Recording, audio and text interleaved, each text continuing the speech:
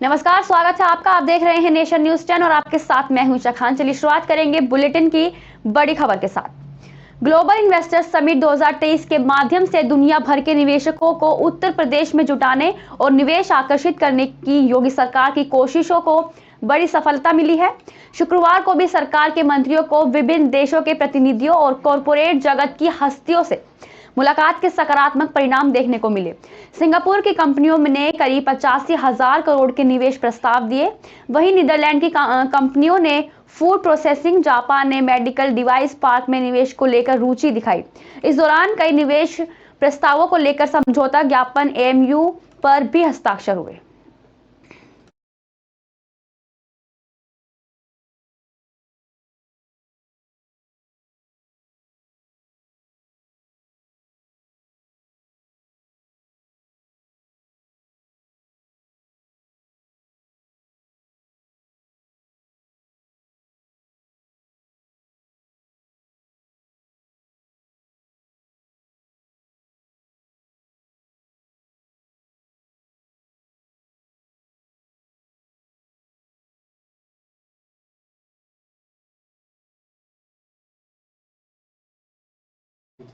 CM योगी ने कहा कि उत्तर प्रदेश में देश ही नहीं दुनिया का पेट भरने की क्षमता है। थोड़े से प्रयास और अन्नदाता किसानों के सहयोग से हम खाद्यान्न उत्पादन की क्षमता 3 गुना तक बढ़ा सकते हैं। और मुख्यमंत्री योगी आदित्यनाथ ने कृषि विकास दर को डबल डिजिट में ले जाने की प्रतिबद्धता को एक बार फिर से दोहराया है।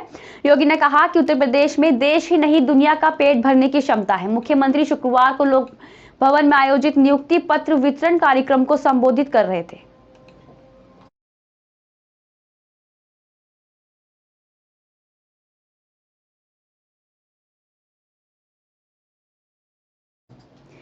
कानपुर के फजलगंज में साइकिल की गद्दी बनाने वाली एसके इंडस्ट्रीज में शॉर्ट सर्किट से आग लग गई। बता दें, दम घुटने से 3 मजदूरों की मौत हो गई है, जबकि 3 लोग बेहोश हो गए। सूचना पर मौके पर पहुंची दमकल की 8 गाड़ियों ने 2 घंटे की कड़ी मशक्कत के बाद आग पर काबू पाया। वहीं फैक्ट्री के फर्स्ट फ्लोर पर फंसे 5 कर्मचारियों ने पड़ोस की छत के रास्ते भागकर अपनी जान बचाई। बेसुध हुए 2 कर्मचारियों को हैलेट के आईसीयू में भर्ती कराया गया है। एक डिस्चार्ज हो गया है।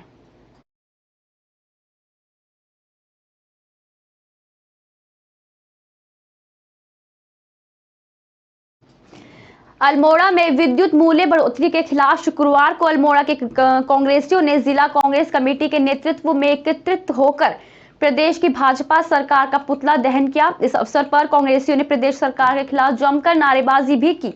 इस अवसर पर जिलाध्यक्ष पीतंबर पांडे ने कहा कि पेट्रोल, डीजल, रसोई गैस सिलेंडर, खाद्यान्न जैसी वस्तुओं के मूल्य इस सरकार में पहले ही आसमान पहुंचा चुके हैं। अब प्रदेश सरकार बिजली के मूल्यों में बढ़ोतरी कर जनता से वसूली करना चाहती है। और उन्होंने कहा कि कांग्रेस पार्टी महंगाई को दिन प्रतिदिन बढ़ाने वाली ऐसी संवेदनहीन सरकार का विरोध करती है।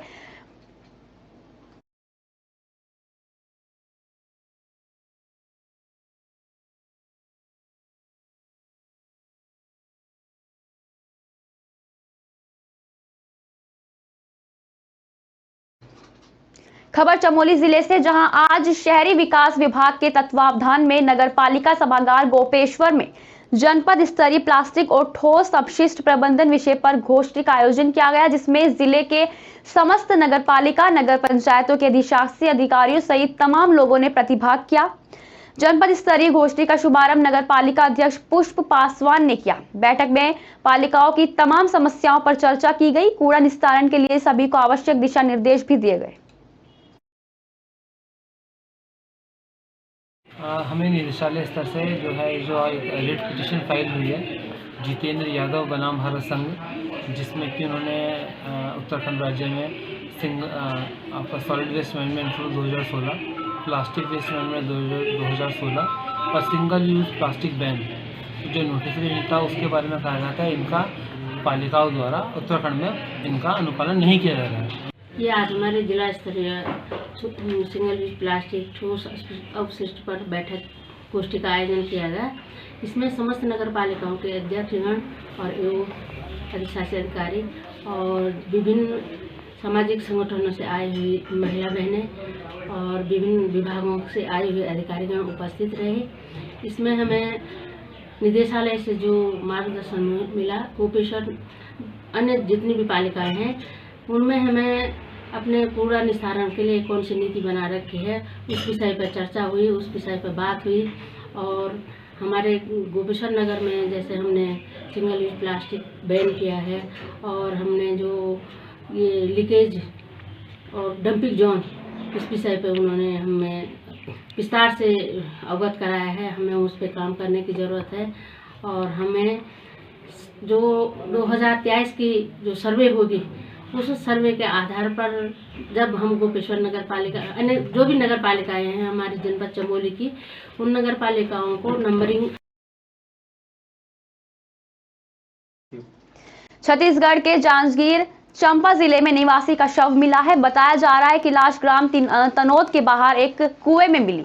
शव को कुएं से बाहर निकालने पर मृतक के शरीर पर पत्थर, रस्सी और गमछा से बंधा हुआ था। मौके पर एफएसएल की टीम के द्वारा घटनास्थल पर और शव का निरीक्षण किया गया। पुलिस मामले की जांच में जुट गई है। थाना शिवरीनारायण में सूचना प्राप्त हुई थी कि तनौद में एक कुएं में एक व्यक्ति की लाश मिली है। मौके पर पुलिस के द्वारा जाकर ग्रामीणों की मदद से शव को निकाला गया, जिसकी पहचान ग्राम तनौद निवासी साखी राम पिता साध राम के रूप में की गई। उक्त व्यक्ति के बारे में और जानकारी लेने पर पता चला कि मृतक दिनांक 14/11/2022 से लापता था, जिसका गुम इंसान थाना शिवरीनारायण में दर्ज था। सूचक की सूचना पर थाना शिवरीनारायण में 174 जाब्ता फौजदारी के तहत मर्ग कायम कर जांच में लिया गया है। मौके पर एफएसएल टीम भी गई थी, जिन्होंने घटनास्थल और शव का निरीक्षण किया है।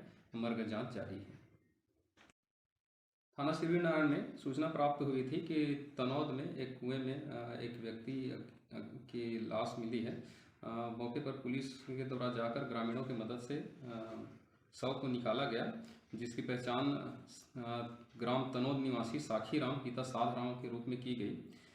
उक्त व्यक्ति के बारे में और जानकारी लेने पर पता चला कि मृतक दिनांक 14/11/2022 से लापता था, जिसका गुम इंसान थाना शिवरीनारायण।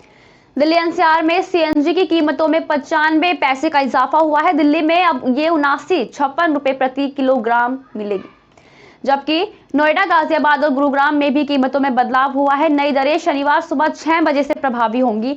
आईजीएल का कहना है कि इसके पीछे सबसे बड़ा कारण प्राकृतिक गैस की कीमतों में बढ़ोतरी है। दिल्ली और गुरुग्राम में सीएनजी की कीमतों में लगभग 8 रुपए का अंतर है।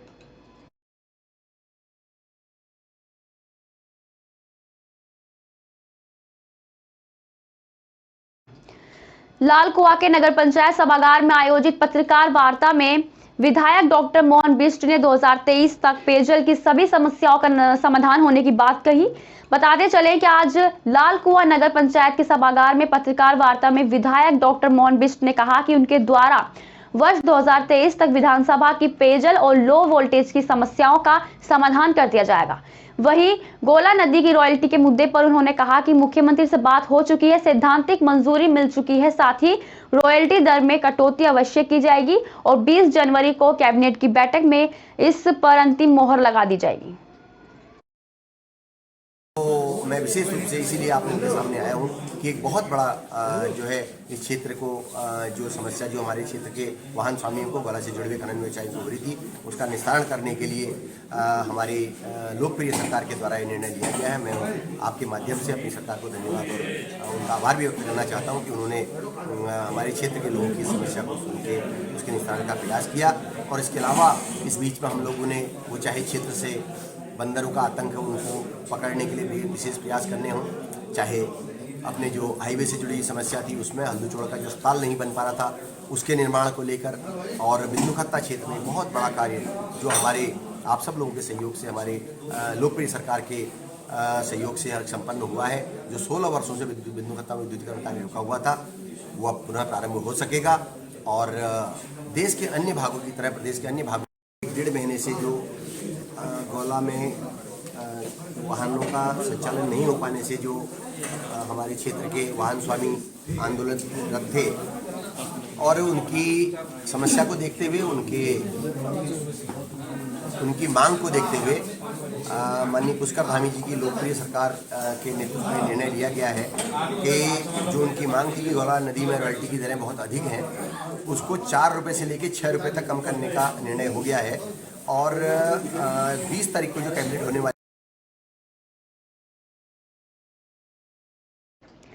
सीतापुर क्षेत्र में अवैध बालू परिवहन करने वालों के हौसले काफी बुलंद हो चुके हैं। वे लगातार दिन रात नदी से बालू निकाल रहे हैं, जिसको लेकर सीतापुर तहसीलदार ने अवैध बालू परिवहन करने वाले वाहनों पर नकेल कसने के लिए कार्रवाई की है। लगभग 2-3 दिन पहले ही अवैध बालू परिवहन करने वाले एक हाईवा को जब्त कर सीतापुर तहसीलदार ने कार्रवाई की थी। तहसीलदार ने अवैध बालू परिवहन करने वालों के ऊपर कार्रवाई करने के लिए कदम उठाया है। और साथ ही बता दें, जहां उन्होंने प्रतापगढ़ की नदी में अवैध बालू लोड 5 ट्रैक्टरों को पकड़ा, साथ ही ट्रैक्टरों में बालू लोड करने वाले JCB को भी जब्त किया।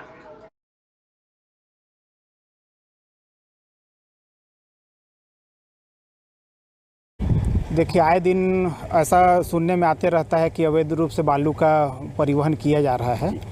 तो ये अभी प्रशासन सचेत भी है। अभी कुछ दिन पहले ही वो केसला नदी से एक हाईवा जब्त किया था जी, है ना। और उसी क्रम में आज भी सूचना मिला कि बालू निकाला जा रहा है यहाँ प्रतापगढ़ वाली नदी से।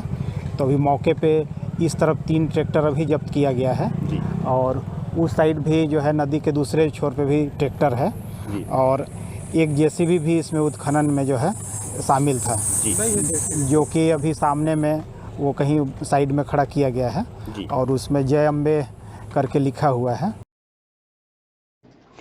उत्तराखंड में लगातार गिर रहे तापमान ने परेशानी बढ़ाना शुरू कर दिया है। मौसम विभाग की ओर से जारी रिपोर्ट के मुताबिक राजधानी में न्यूनतम तापमान 7 डिग्री दर्ज किया गया, जबकि मैदानी क्षेत्र में सबसे कम तापमान पंतनगर में 4.2 डिग्री दर्ज किया गया, जो सामान्य से भी कम था। राजधानी दून में अधिकतर तापमान 23.4 डिग्री दर्ज किया गया है, जो सामान्य से 2 डिग्री अधिक है। मौसम वैज्ञानिकों ने संभावना जताई कि आने वाले कुछ दिनों में तापमान में तेजी से गिरावट दर्ज होगी। मौसम विज्ञान केंद्र के निदेशक विक्रम सिंह के मुताबिक अगले 24 घंटे में आसमान साफ रहेगा, लेकिन अधिकतम तापमान के 23.5 डिग्री और न्यूनतम तापमान 7 डिग्री रहने से ठंड का एहसास होगा।